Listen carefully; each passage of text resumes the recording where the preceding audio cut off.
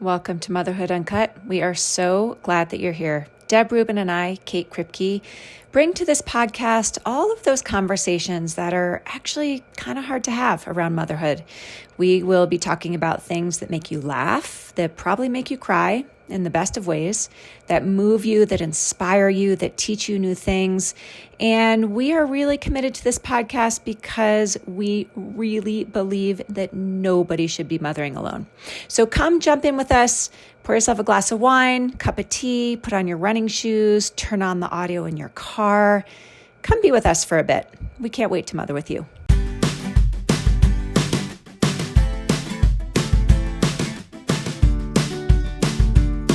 Hey everyone, this is Deb. Today, Kate and I got inspired by an article that we recently read called Maybe Bad Grades Aren't That Bad. Together, we talk about kids' grades and achievement and pressure and really this race to nowhere that can sometimes be overwhelming and unnecessary for kids.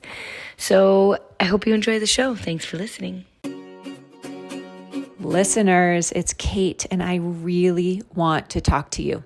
If you consider yourself to be a high-achieving woman, someone who is driven by success and meeting your goals, and if you have kids between birth and 12, and if you are struggling with anxiety and mom guilt and exhaustion, you might qualify for my 12-week program that I have launched, and I would love to give you the opportunity to schedule a free call with me so that we can talk about whether or not this program might be useful for you.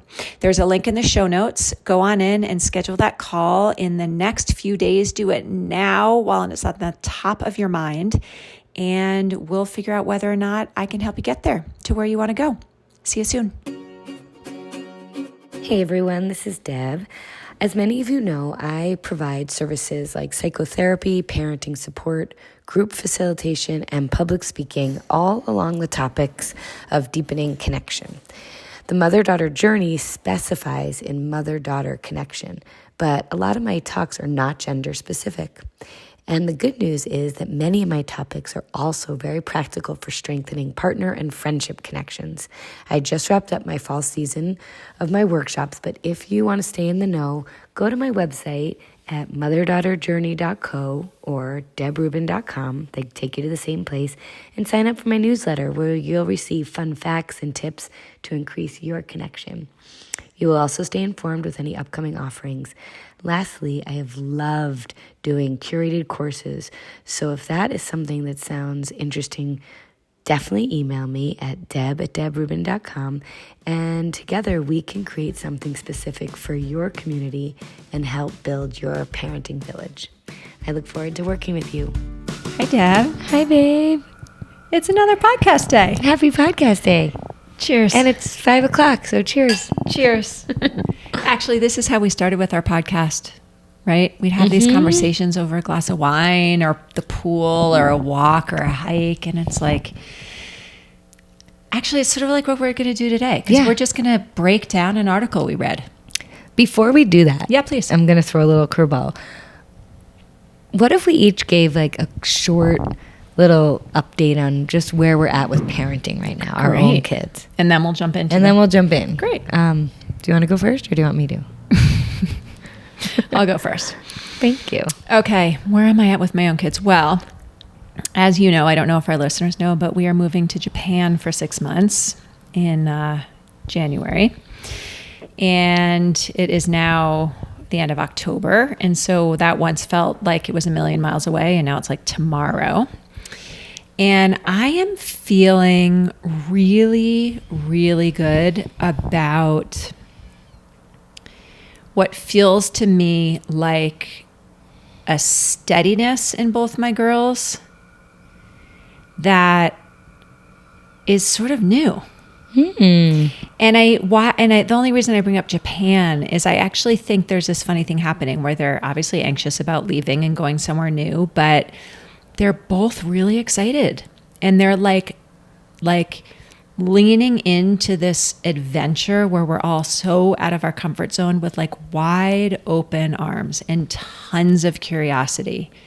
And that feels really dare I say, reassuring. I'm like, Yeah, I get that. They're capable, like to see them with that kind of capacity to sort of embrace something as scary as moving to a new country where you don't know the language for 6 months. Yes. And to see them doing that with such sort of acceptance, it feels really good. That's amazing. I will say I'm not seeing them very much right now. I'm really working a lot. Like I'm working at night. I'm working on the weekends. I'm just partially in preparation to go away. And I'm feeling a bit disengaged, and that doesn't feel so good. Anyway, there's my answer. That's a beautiful answer. And just to reflect the fact that you're all going into the unknown together, I don't know, there's something, when you said that, something in my system like settled of like, oh, you're all in. I mean, Jamie's been, but you've never been. And it's like, I would imagine that brings you to their level and them up to your level. There's some kind of like equalizer. I keep calling it a family sabbatical. We're going on a family sabbatical. And I think you're right. Like, we're not moving there because of someone's job or they are like, we're literally all just picking up and going. Yeah. So cool. So yeah. So it feels like, I think it's like equal ground. Like we're all sort of on equal ground. And, they're old enough, they're teenagers. So yeah, it's amazing. All right. Your turn. All right. My turn. So I would say no one, dare I say, no one's in crisis at the moment. I am very much living in a sea of two like ripe teenagers. Yeah. And I'm really getting a chance to practice everything I teach. And it's funny, when I started doing the mother-daughter journey, my kids were small. Yep. And I was basing it off of what I read and learned in my own adolescence. And so now I'm just like in this new place. And actually what I'm excited to say is that the tips and tools work. Right. God. Isn't it always so reassuring? It is. I'm when like, you're okay, when that you works. walk your talk and you're like, yep, Yes. that works. That works. And I'm also really aware of when I don't do it and what like this little spirals of me jumping into the emotions with them.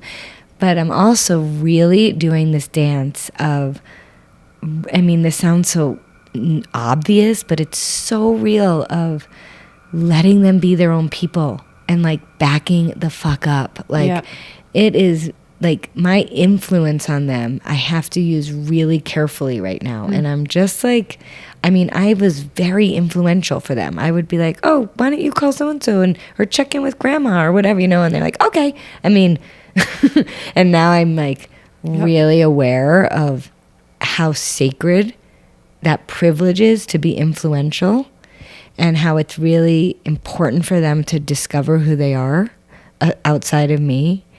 And it can be so uncomfortable. And so I'm just like really sitting with that discomfort and awe and trust and fear.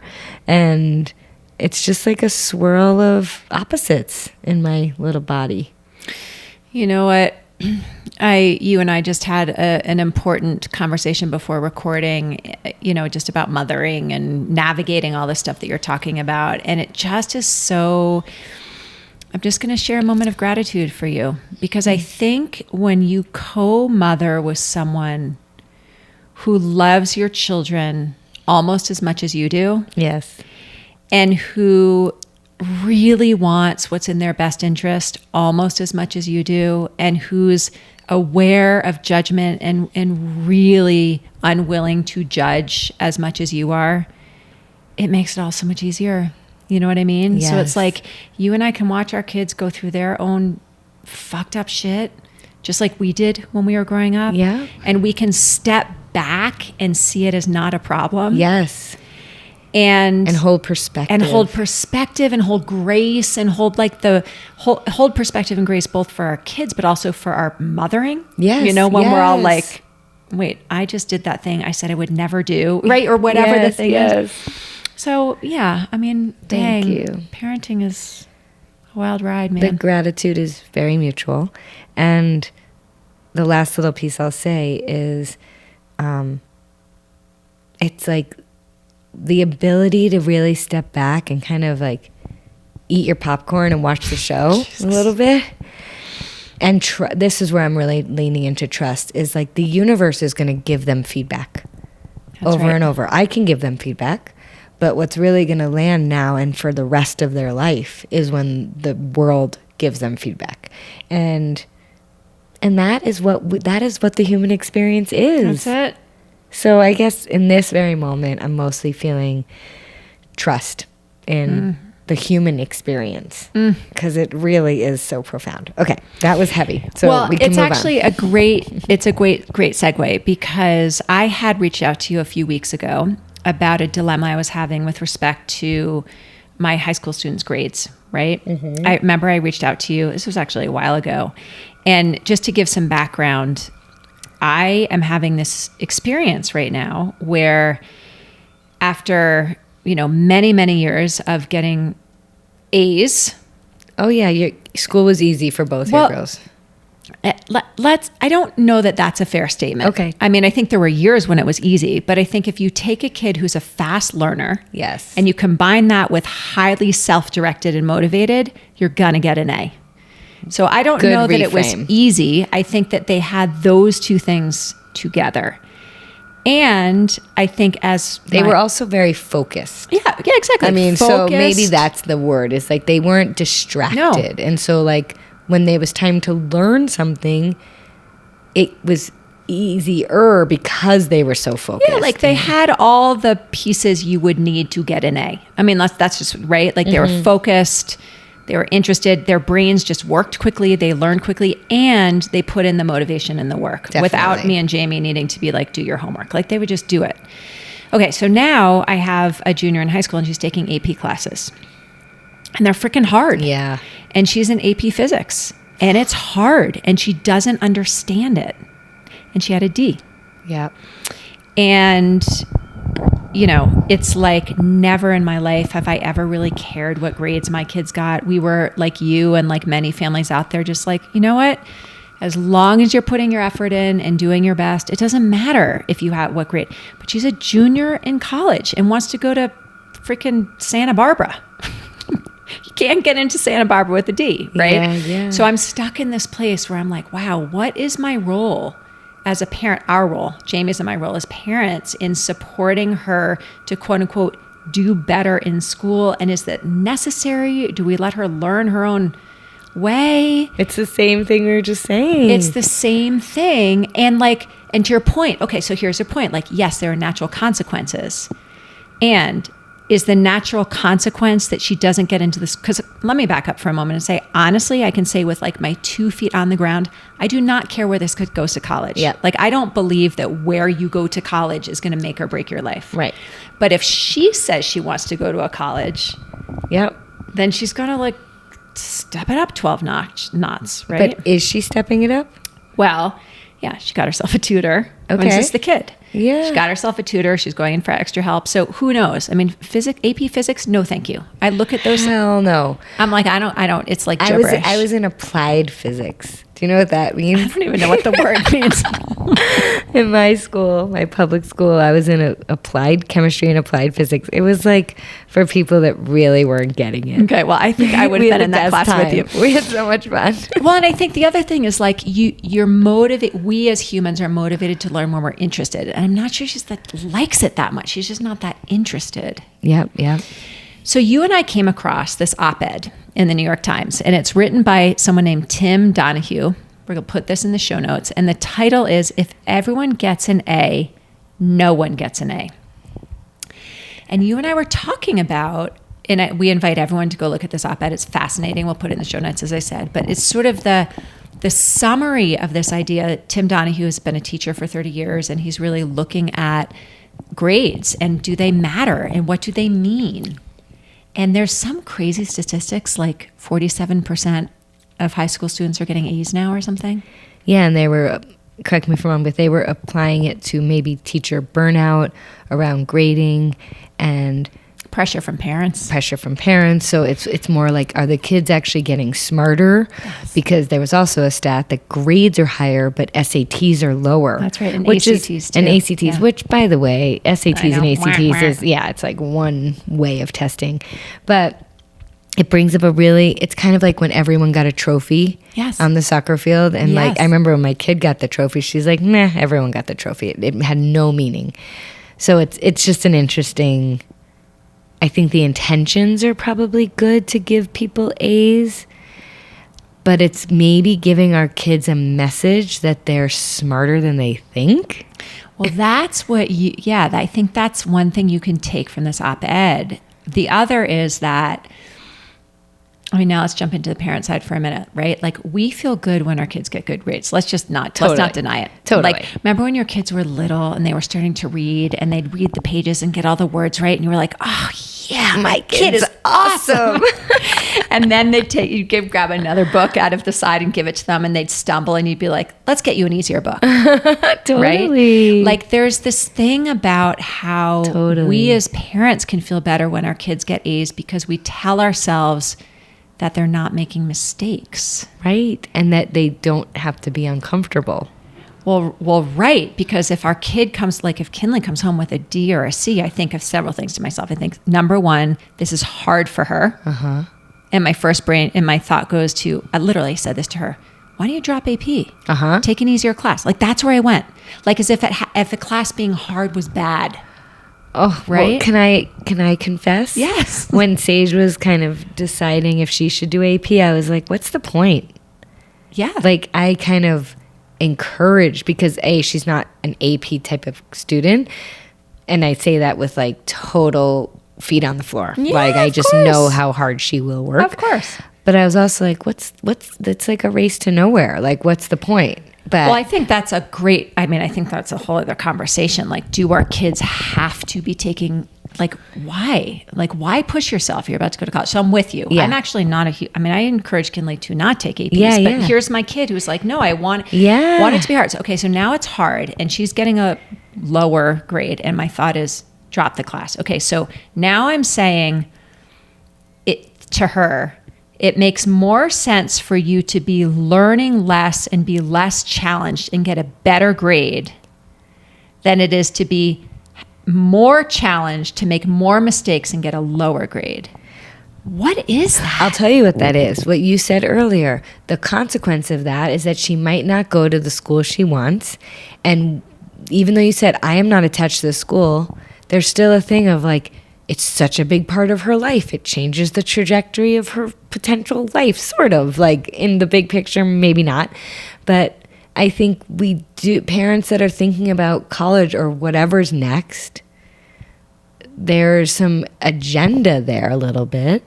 For sure. But let's just, for the purpose of this brief part of this conversation, like, why did you choose ease over hard? Yeah, like, let's take the college piece out, because many people listening don't have kids who need good grades to get into college in this moment, right? Like, this is the first year that I've ever thought about it. So let's go back a little bit and just go back to this, like, why do we choose ease? Yeah, like, why are there so many of us out there who get hooked when our kid comes in with a quote unquote low grade?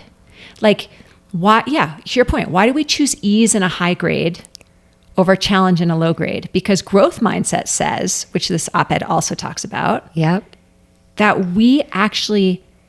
people who are challenged and who continue to move through things that are hard and to struggle through them, their brains are growing at a faster rate, which means they're going to be more successful later on. I just had such a flashback of us sitting on the back of your porch, and Sage was really struggling with math.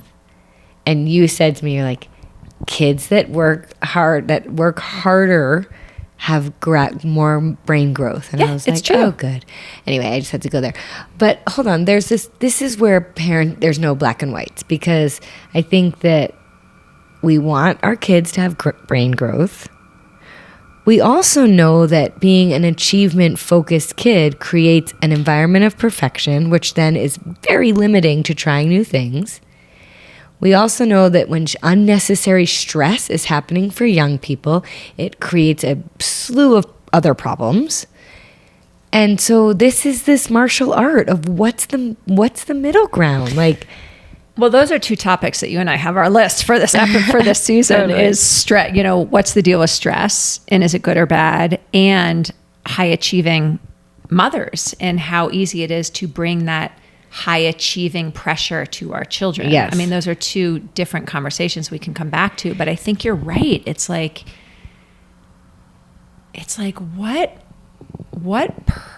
and I don't have an answer. You and I are rumbling here. I know. I think so. What purpose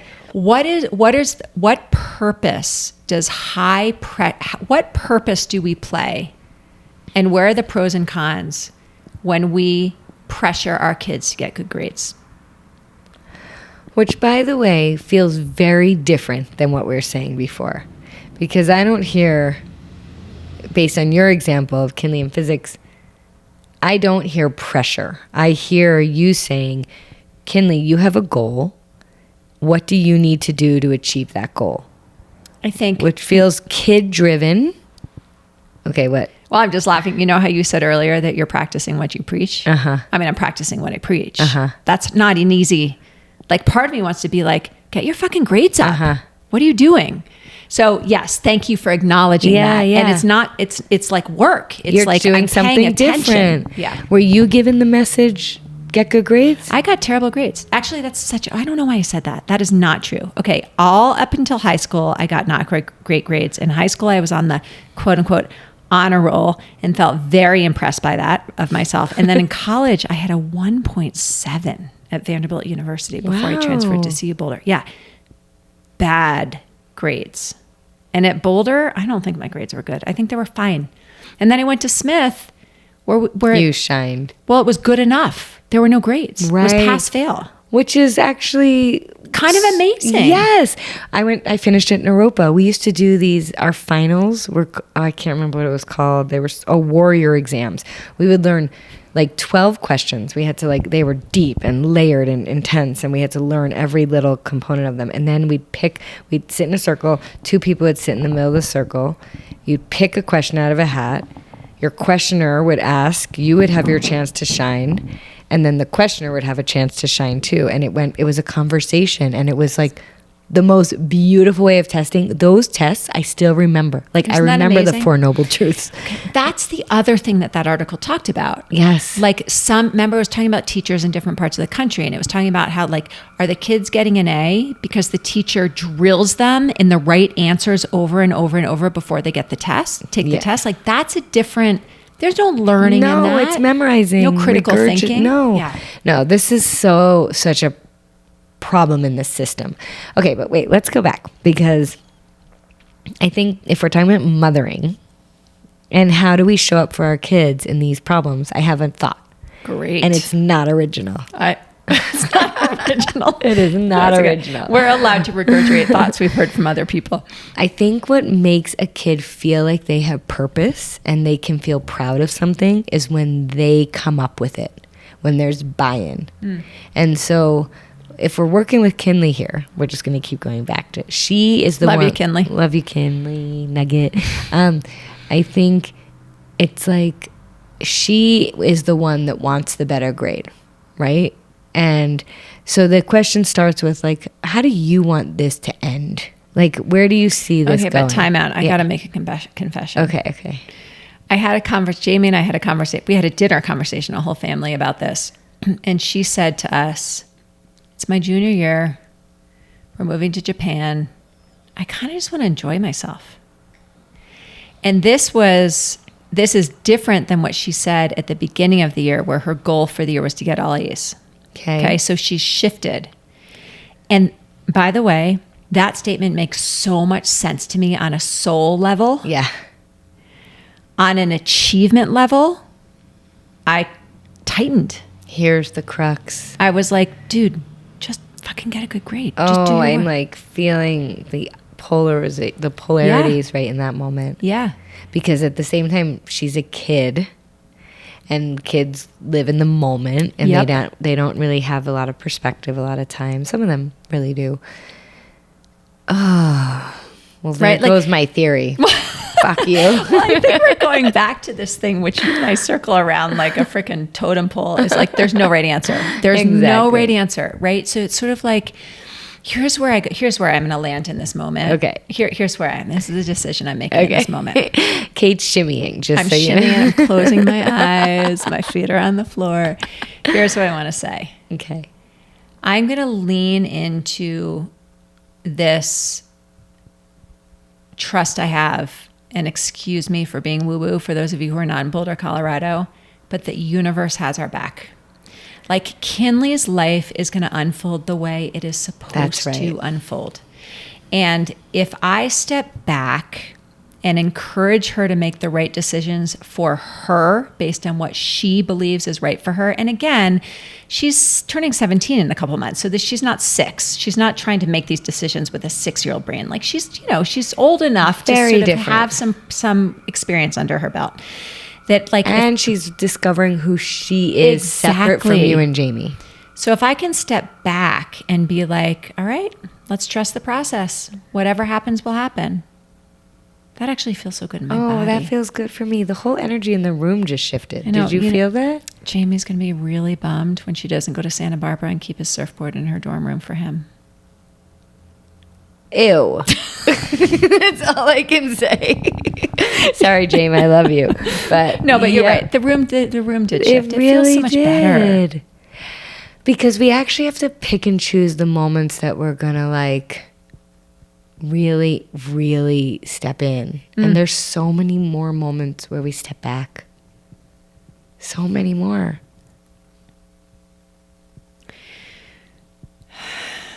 There's not a lot to do.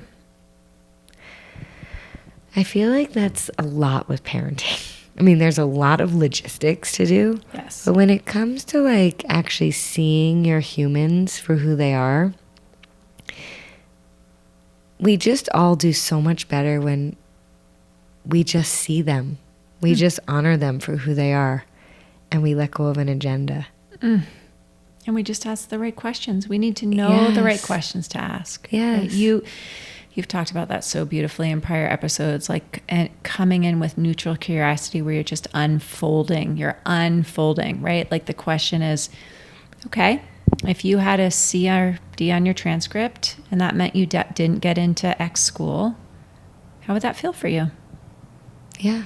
Right? Or how do you want to feel at the end of this semester? It's sort of inviting some future thinking, which then invites goal setting, which I think is a wonderful skill to teach a young person. And also, it's like, she said, I kind of just want to have fun. It's like, Kinley, yeah, you've worked really hard for the last however long you've been in school. And let's weigh out what that looks like for you. It might mean dropping this class. Too late. Okay. So it might mean getting a C+, or a B-. I mean, she got a tutor. Knowing Kinley, and I'm sure a lot of kids out there like this, that have that mentality to take an AP class to begin with, she's going to do whatever she needs to do to not fail. Something's coming up for me, and I think this is a perfect place to wrap up because it kind of brings us full circle. You have this mantra that you've shared with me individually and also in your mother-daughter journey courses. I hear you talk about this all the time. And it's a question. And the question is, what's in service of the relationship? Because at the end of the day, what matters most? Yes. That Kinley gets into X, Y, or Z college, or that our kids, for the listeners out there, have A, B, or C grades, or that we have the kind of solid, secure connection and relationship that enables them to keep trusting us in their process of growing up and coming back to us. Yes, that's it. And it's like, what if we were to stop focusing on the achievements and put all that energy back into the relationship? Hear. I love that. What a great way to wrap it up. Because at the end of the day, that is actually why we're put on this earth. 100%. All right, Kate. I'm just going to put a plug in for your courses. Oh, thank you, babe. I really am. I mean, it's like, I think that's what I'm coming back to. It's like, gosh, we can get so in our own fine, limited perspective of I want my kid to do well, and what does she or he need to achieve? Because achievement means they'll have more opportunities, and we can get hard, and we can get, fine. Our perspective can get really fine. And then we miss the point. Yes. And your workshops, whether they're the Mother Journey Connected ones where you're there with your daughter or where you're there on your own, teaches moms how to do that. So if there's anyone out there thank you, who has a daughter near or far, go check out Deb's website. Oh, I love you. And just to put it out there, this is like, you're the first people to hear this, listeners, but I'm just starting to dance with the idea of hiring a mother of sons and to start to co-create with my curriculum, but really using the wisdom of a mom who's mothering boys or those who identify as boy, to just kind of see what else is out there. Amazing. There's a lot of asks, and so this is just a seed being planted. I love it. So cheers to Kinley. Thank you for being our example, Kinley.